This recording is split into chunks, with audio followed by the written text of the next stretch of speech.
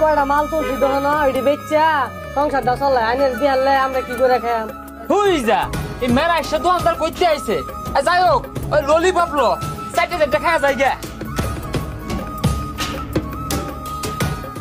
এ ভাই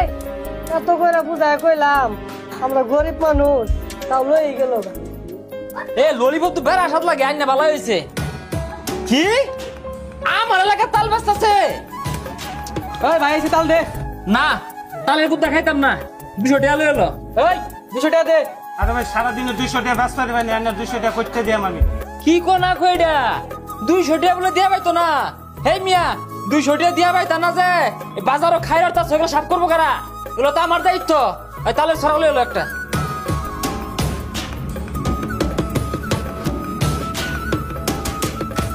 ভাই আমার তাল